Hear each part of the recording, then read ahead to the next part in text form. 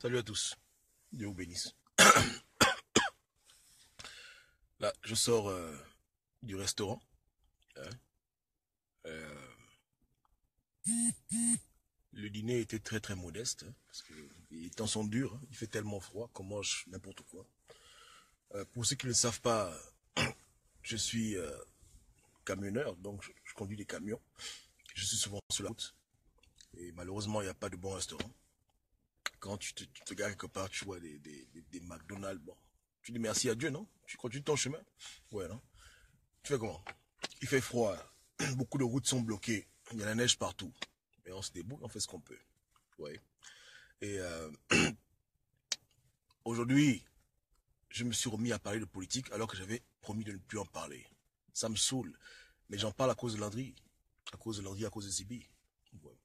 C'est à cause d'eux que je suis obligé de parler de l'aspect politique du Gabon. Parce que nous, on avait déjà décidé de ne plus en parler. On avait dit qu'on devait juste parler du social, comment aider les Gabonais, comment on se débrouille entre nous, et que tout ce qui était politique, on devait complètement oublier.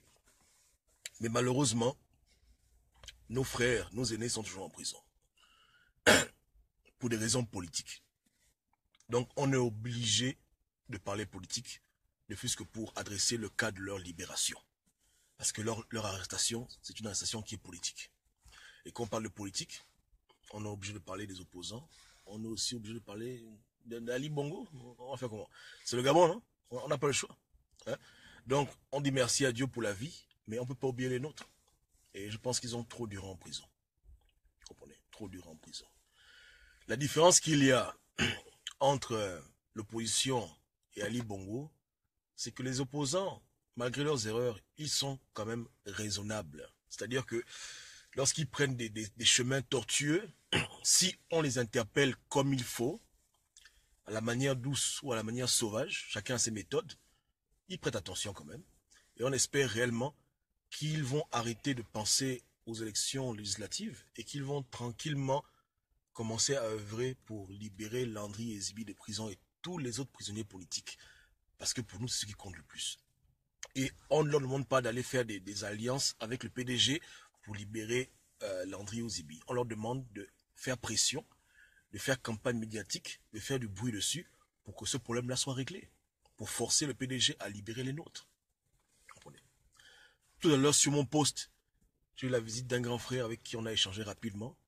C'est par rapport à l'Union européenne qui prétend qu'au Gabon, il y a eu des assassinations, des assassinats du moins, désolé, d'Ali Bongo, et il parle d'allégations. J'ai fait un post dessus pour dire que le vocabulaire que l'Union européenne utilise n'est pas un vocabulaire qui me plaît. Je n'aime pas qu'on se moque des gens. Ils ont au Gabon des espions. Ils ont au Gabon l'armée française qui est là pour eux. Ils ont des satellites. Le téléphone, c'est eux qui gèrent. Les caméras, c'est eux qui ont inventé. Ils ne peuvent pas nous parler d'allégations. Ils savent exactement le nombre de personnes qu'Ali Bongo a tuées. Ils savent tous les gens qui ont été dégainés. Ils connaissent où se trouvent les charniers. Ils savent tout au Gabon. Ils connaissent le Gabon même mieux que les Gabonais eux-mêmes. Mais pourquoi aujourd'hui ils jouent à ce petit jeu de cache-cache où ils disent que voilà, il y a des allégations que tu as tué, Ali Bongo se fâche, machin. On appelle ça la comédie, Joe. C'est la comédie, ils se moquent de nous. Ils se moquent de nous. Puisque les Gabonais veulent absolument que les colons viennent les aider, les colons deviennent hypocrites. Mais le problème, c'est que dans leur hypocrisie, ils vont faire du chantage à Ali Bongo. C'est-à-dire que à la fin, Ali Bongo sera obligé de leur verser des milliards et des milliards et des milliards pour les faire taire. Est-ce que vous comprenez dans quel genre de jeu, aujourd'hui, on a poussé les Européens à jouer? Ils vont faire du racket au régime Bongo. Et c'est notre argent qu'Ali Bongo va donner pour pouvoir les faire taire. Hein? Combien de milliards il va débourser pour que le problème là reste comme ça? Voilà. Donc ils ont trouvé un moyen de pouvoir encore abuser le nègre. Parce que la vérité, comme je vous l'ai toujours dit, l'Union européenne s'en fout de la démocratie. L'Union européenne, elle veut que vous allez vers elle pour lui dire, écoute, Union européenne, libère-nous d'Ali Bongo et on te donne ça, on te donne ci. Qu'est-ce que vous ne comprenez pas dedans? Vous ne comprenez pas que ces gens-là ne font rien gratuit? Si vous voulez qu'ils enlèvent Ali Bongo du pouvoir, vous devez les garantir que vous allez vendre le Gabon à l'Europe 10 fois, 100 fois plus qu'Ali Bongo le fait déjà. Chose qui est vraiment difficile à faire. Parce qu'Ali Bongo est un grand vendu. Donc c'est ce qu'ils veulent entendre. Tant que vous n'allez pas leur dire ça, ils vont continuer à vous blaguer Ils vont commencer à faire des petites menaces, Ali Bongo, jouer à cache-cache, mais rien de concret. Ils ne vont jamais dire, bon, Ali Bongo, ultimatum, tu as 2 jours pour quitter le pouvoir, sinon on te bombarde. Non, ils vont pas faire ça.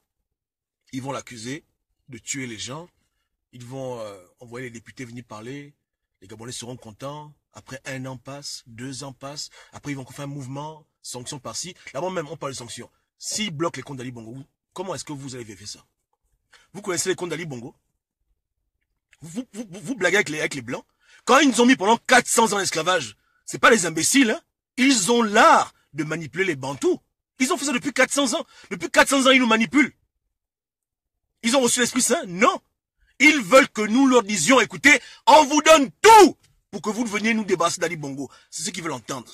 Le jour qu'on va leur dire ça là, Ali Bongo est dehors à la seconde. Si chaque Gabonais est prêt à vendre son village, est prêt à vendre son héritage pour que la France nous libère d'Ali Bongo et l'Union Européenne, ils vont faire ça à la seconde.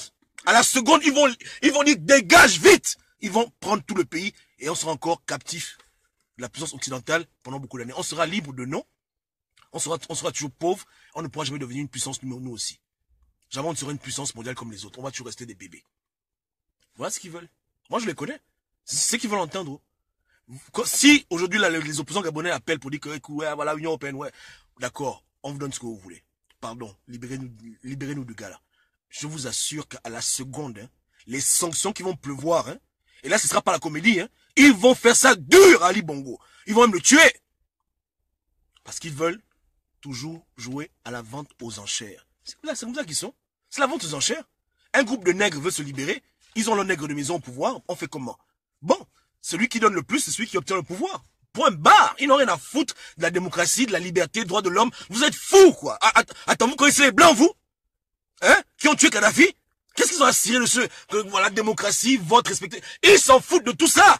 Eux, leur problème, c'est combien d'argent ils vont gagner. S'ils doivent envoyer leurs militaires au Gabon pour déloger Ali Bongo, combien est-ce qu'ils vont faire d'argent sur ce coup-là? Est-ce qu'ils vont gagner ou bien est-ce qu'ils vont perdre? Voilà ce qui les intéresse. Et j'ai dit au grand frère, tout à l'heure, que, écoute grand, voilà le problème. Si il n'y a pas ce langage-là avec eux, ceux qui négocient avec l'Union Européenne, ils sont en train de perdre le temps. Ils ne peuvent pas vous le dire en face qu'écoutez, on veut ça. Mais ils espèrent que vous-même vous puissiez comprendre que si on libère Ali, si on vous débarrasse Ali Bongo, c'est pas gratuit. C'est gna gna gna. Hein? Le courant de le Parlement, qui va payer le courant au Parlement? Hein? Qui va payer l'eau là-bas? Qui paye les députés européens? L'argent tombe du ciel? Non! Ou bien? Donc, c'est ce qu'ils veulent. Donc, comprenez ça. Quand vous parlez avec eux, comprenez leur langage. Si vous voulez vraiment poursuivre cette voie européenne, vous êtes libre, mais comprenez les règles du jeu. Là-bas, c'est les intérêts qui parlent. C'est l'argent qui parle. Quand les rebelles syriens sont allés dire, à pleurer à Sarkozy pour dire, écoute, on s'arrange, Kadhafi t'emmerde, on veut le pouvoir, ils ont dit, ok. À la seconde, hein, les Pays-Bas ont envoyé leurs avions, l'Amérique a envoyé les avions, Sarkozy a envoyé les bombes, ils ont détruit tout, après ils sont partagés le gâteau. Il n'y a rien. Parce que Kadhafi faisait les malins, il ne voulait plus donner l'argent comme d'habitude, donc on a dit, oh, dégage, ils l'ont remplacé par d'autres nègres de maison, ils ont bien négocié les contrats. Parce que une bombe, peut-être que vous ignorez ces choses, hein, un missile téléguidé, par exemple un Tomahawk américain, tu sais combien ça coûte? Un seul, tu sais combien coûte un missile? $1 million. Un missile! Un truc qui est supposé exploser et être détruit à jamais. 1 million! Un missile! Ils ont bombardé combien en Libye là-bas? Presque 1000 ou 500 missiles. C'est gratuit. Qui paie la facture à la fin du mois? Ils font ça pour la liberté. Ils font ça pour la démocratie parce qu'ils vous aiment tellement. Ils veulent vous affranchir tellement. Vous rêvez? Donc, pour ceux qui combattent en Europe, comprenez cela. Donc, si vous êtes prêts à vendre le Gabon 100 fois plus qu'Ali Bongo le fait, continuez dans vos démarches. Vous me direz plus tard que j'avais raison. Que c'est là où ils vous attendent. Ils veulent entendre les promesses signées même à l'écrit. Que oui, on accepte. Oui, on donne tout. Oui, débarrassons des Bongo. Oui, voilà, c'est ce qu'ils veulent. C'est pour ça que moi, Gobam, depuis longtemps, je vous ai dit, écoutez, arrêtez d'investir là-bas. Cherchons à nous-mêmes enlever ce type de pouvoir. Cotisons nous-mêmes, organisons-nous nous-mêmes et oublions ces gens-là. On n'est pas prêt à leur donner tout, même le bodge, pour qu'ils arrivent à Ali Bongo du pouvoir. On ne marche pas comme ça, nous. C'est eux qui l'ont mis, ceux qui l'ont mis là, normalement, ils devraient l'enlever eux-mêmes, gratuit, sans qu'on ne dise rien du tout. C'est eux qui l'ont mis au pouvoir. Donc, s'il fallait l'enlever là, c'était gratuit. Mais quand on commence à négocier avec eux, parler avec eux, c'est du banditisme. Et comme ils refusent de faire ce qui est juste devant Dieu, damons sur eux. Est-ce que maintenant vous me comprenez mieux? Je n'ai pas été à l'école, peut-être pas pourquoi j'ai du mal à comprendre les logiques des blancs, mais je comprends au moins que le blanc, il aime l'argent. C'est ce qu'il aime. Il aime ses thunes. Il aime ses... Même si tu défends, hein, tu donnes quoi après? Qu'est-ce que tu donnes? Vous comprenez? Les rares blancs qui sont battus pour les noirs sans attendre quoi que ce soit en retour, ils sont dans la tombe. Ils sont dans la tombe. C'est pas un Hollande qui va venir mourir pour les Gabonais. Est-ce que tu comprends? C'est pas un Filon, un Macron, tous c'est des bandits. Ils vont pas venir mourir pour vous. Mais ils peuvent risquer un peu leur réputation s'ils savent qu'il y a le gain en retour. Vous appelez là-bas pour dire que oui, voilà, 50 ans de dictature, on veut être libre, on veut être libre. Il dit, ah ouais. Après là-bas, rien. Mais tu appelles pour dire, écoute, bon, qu'est-ce que tu veux? Oh, écoute, bon, le fer de Bilinga, voilà, la forêt, machin. Ok, d'accord. Ok, bon, voilà. Voilà ce qu'ils veulent. Ils veulent supplémenter leur désir de démocratie avec des choses tangibles, avec des choses palpables. Là, ils vont dire, oui, il faut se battre pour la démocratie, il faut se battre pour la liberté. Voilà. En Gambie, là-bas, Barreau, là. Mais il a tout vendu aux colons. Mais voilà pourquoi ils se sont activés. C'est leur élément. On a dit, Djamé dégage. Comment? On a découvert en Gambie le diamant, l'or. Djamé fait les malins. Barreau a dit, il n'y a pas de problème, moi je vous donne tout, on va faire un travail ensemble. Comme voilà, ils vont dire, ok, voilà, ça c'est le gars qu'on veut. Allez, toi dégage. C'est tout ce qu'ils veulent. C'est tout. Donc, il faut comprendre ces choses. Hein, vraiment. On va revenir dessus tout le temps parce que beaucoup de gens ont du mal à comprendre ça. Beaucoup de gens pensent que je vais les décourager de leur combat, que je vais les empêcher de... Non, je n'ai rien à foutre. Moi, je cherche à décourager qui, moi? Je cherche à vous donner des informations qui sont claires. Pour que vous puissiez voir la vérité en face, pour mieux combattre, il faut comprendre le jeu pour mieux combattre. On ne peut pas combattre comme les imbéciles. Il faut comprendre les enjeux dans la guerre. Les enjeux sont économiques, ils sont financiers. C'est un peu comme quand ta voiture est en panne, tu as le choix entre aller chez le mécanicien changer la roue, ou toi-même te démerder dans ta maison, prendre les outils de la voiture et changer ta propre roue. C'est dur, tu peux te blesser, mais au moins quand ta roue est changée là, tu as économisé l'argent. Là, je suis allé au McDo.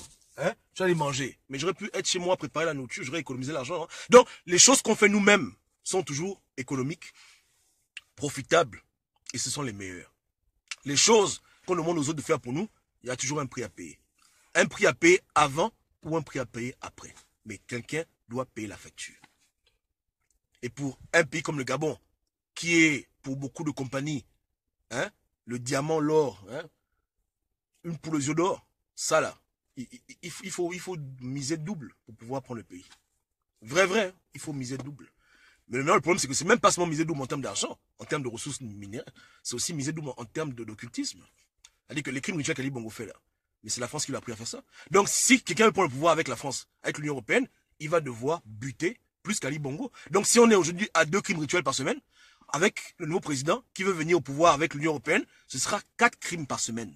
Celui qui doute n'a qu'à prendre bic et écrire. Moi je vous dis, hein. Ne pensez pas que l'occultisme, les formations, c'est les Gabonais qui ont inventé ça. Ça a commencé là-bas. C'est là-bas dans leur pays. Hein? En France, 2013, 40 000 enfants disparus. Ils sont où? Ils sont téléportés? Ils sont allés au paradis? Non, on les tue. Donc, ceux qui font là-bas, ils font ça aussi chez nous. Donc, celui qui veut prendre le pouvoir, et qui veut passer par ces bandits-là, ces mafieux, il va devoir signer des contrats sauvages. Mais on appelle ça la bulle. Hein? La bulle dans la bulle. C'est comme ça. Et ceux qui sont en Amérique, ils comprennent le concept de crédit. Quand le crédit est bas, tu vas dans une banque prendre un crédit pour une banque. L'autre qui a un crédit qui est ok, il paye un peu. Toi, on va te décharger des filles dans les désordres. Tu vas souffrir. Ils vont te dépouiller. C'est ce qui se passe sur le plan de vue politique. Donc, comprenez ces choses. Hein. Ne parlons pas du temps. Hein. Voilà pourquoi je dis que non, là-bas, arrêtons. Investissons nous-mêmes. On doit cotiser pour un sniper. Je n'ai pas honte de le dire, je n'ai rien à foutre. Hein. Ali Bongo là doit dégager du pouvoir. On doit cotiser maintenant pour les actions militaires. Il nous faut un sniper dans ce pays. Il faut qu'on en finisse avec lui. Même si la France le remplace par un autre nègre de maison, lui aussi on va aussi le buter. Et ainsi de suite, jusqu'à ce qu'il comprenne qu'on ne veut pas des nègres de maison qui manquent de respect. Qu'on veut un minimum dans notre pays. Voilà comment on doit faire. On s'embrouille trop là. On perd du temps. Hein? On perd du temps. Cet enfant-là, depuis 2014, on devait se débarrasser de lui. Chaque jour qui passe, il a envie. C'est un Gabonais qui va mourir. Ils ont déjà leur liste des crimes rituels pour les 2-3 ans à venir. C'est planifié, c'est programmé. Ils vont buter vos parents, ils vont buter vos enfants. C'est déjà sur les papiers écrits. On va attendre combien de temps pour lui régler son compte à cet individu? Quelle démarche pacifique vous voulez? Dans un régime où on tue les gens tous les jours. On va faire comment maintenant? ETE. Ali Bongo doit mourir. Point barre. Et celui qui le remplacera dans le désordre, lui aussi on va aussi le buter. C'est tout. Jusqu'à ce qu'il nous respecte. C'est tout. On doit maintenant les éliminer maintenant. Coup d'état, kidnappage, il ne faut plus blaguer avec eux. On doit chercher les voies et moyens pour en découdre radicalement avec ce régime. Sinon, c'est l'hypocrisie pendant 7 ans. Les Blancs ont fait l'hypocrisie pendant 400 ans. C'est pas 7 ans qui va les tuer. Ils vont continuer. Petite sanction, petit communiqué. Ali Bongo se fâche. Ils font leur petit comédie de couple. Voilà, le temps passe, mais lui, il est au pouvoir. Vous voulez vivre ce genre de bêtises? Vous voulez vivre ce genre de choses? Alors, arrêtez. Les gens avec qui vous pouvez collaborer, c'est les gens de Burkina Faso. Ce sont nos frères noirs qui luttent pour la liberté. Nos frères du Cameroun, activistes, nos frères du Congo. Voilà les gens avec qui on doit travailler. On va pas travailler avec les colons. On fait quoi avec les colons? Le colon, lui, veut son argent. On n'a rien à lui offrir. Parce que nous, on veut notre pays à 100%. On veut pas un pays à moitié. On veut un Gabon neuf, où on pourra nous-mêmes diriger notre pays. Son développement, son essor, ce que nous voulons, nous. On veut pas passer d'un sorcier à un bandit. On veut un pays libre. Oui ou non? Vous voulez quoi, vous? Seulement que le plaisir mental qu'Ali Bongo est parti et puis le Gabon est toujours pareil? C'est ce que vous voulez? Alors, si vous voulez un Gabon libre, fort, que le Gabon puisse s'asseoir parmi les nations comme étant une puissance, nous devons le libérer nous-mêmes. C'est gratuit et c'est comme ça. Vous comprenez, non? Voilà. Que Dieu vous bénisse. C'était un peu les actualités de la route. Alors, je reprends la route. Il y a beaucoup de neige. Donc, Dieu vous garde. Hein? On est ensemble. Mais merci pour ceux qui ont prié pour moi. Je me sens tellement bien. Je sais qu'il y a beaucoup de gens, quand je suis comme ça, ils sont fâchés. Si c'est moi qui me vois malade encore. Mais je suis là. Hein? Donc, quand j'ai l'énergie là, je vais faire vidéo. Je vais parler encore. Ok? Donc, ne priez pas pour que je tombe malade. Ça c'est la sorcellerie. Ça, Dieu n'aime pas ça. Mais que Dieu vous bénisse tous. On est ensemble. Ok?